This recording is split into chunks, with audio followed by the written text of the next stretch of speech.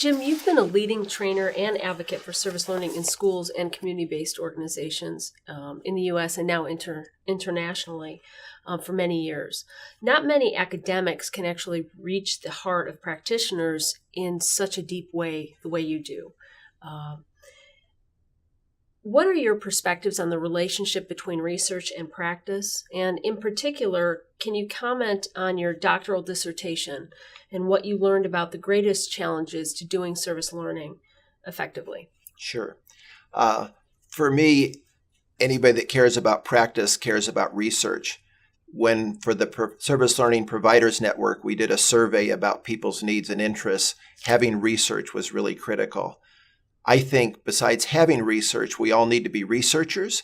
And there's a line between just doing practice and the kind of formal academic research. There's a line in the middle where we're questioning, we're open-minded, we're a professional learning community. We question, we look at data.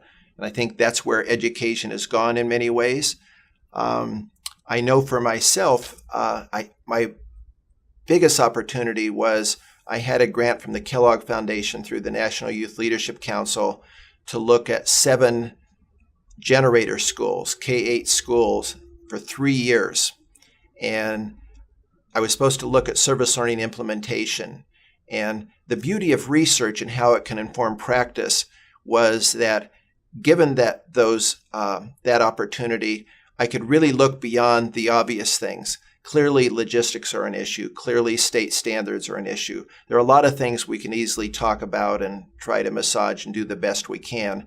But I wanted to look in a really, really deep way, which only research can allow you to do, in a sense, under the covers about what was going on in those schools and what allows some individuals to do service learning and what allows some schools to. And here's what I found and how it, for me, what was curious to me is doing that study not only changed all of the work I do afterwards, all of the practice and all of the training, it actually changed me as a person too, because I think I felt new empathy and understanding of schools, even though I had worked in them all of my life.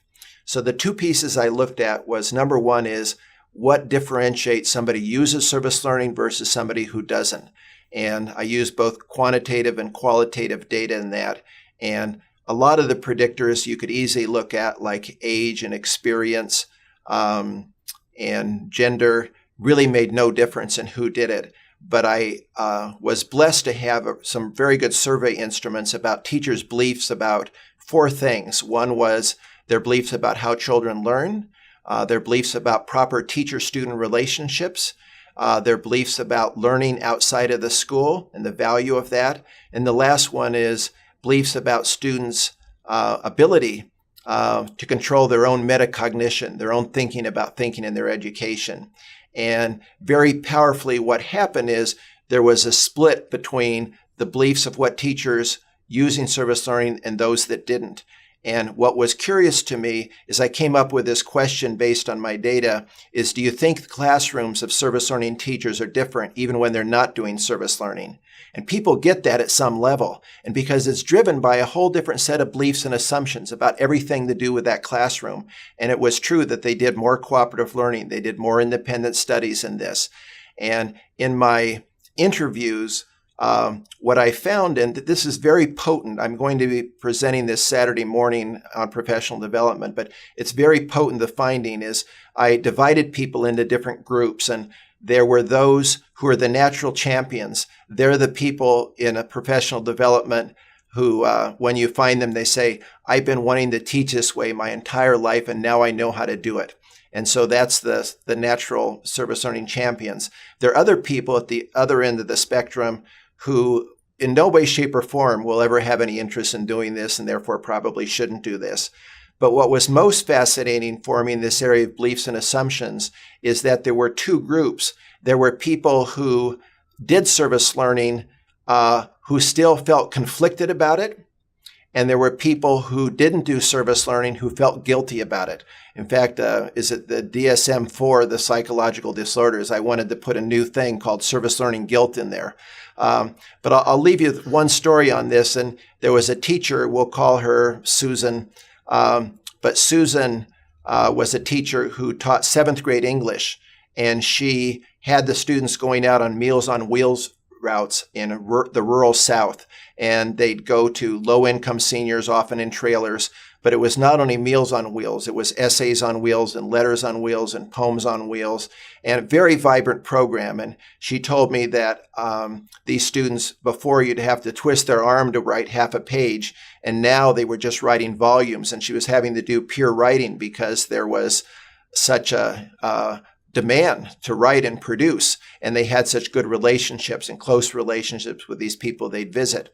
So at the end of it, I said, well, Susan, you must be very proud of what you've accomplished. And she said, well, to be honest, Mr. Toole, she said, I love it and I hate it.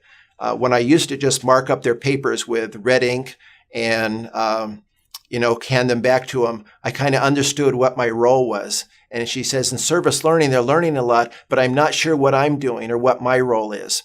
And I love that story and the similar stories I got because it taught me in such a deep way that how personal practice is, and that we're dealing not just with behaviors or even capabilities, but we're dealing ultimately with values, beliefs, and even identity of who people are. The second piece of that study that again shows the power of research to inform practice is a lot of people are clearly curious in providing high quality professional development that will foster high quality practice. And I was interested in what schools were doing this and which schools weren't. And what struck me so deeply from the research over 3 years was the power of teachers' lives outside of the classroom and how that influenced their ability to do innovative work within the classroom. I learned very early on to bring a box of Kleenex for my teacher interviews when I asked them about their work life and how that impacted them. And I could go on and on stories of people and kind of jaws going like this and tears of conflicts and confusions in the building. If you want to do service learning as an individual, you can do it in spite of your school.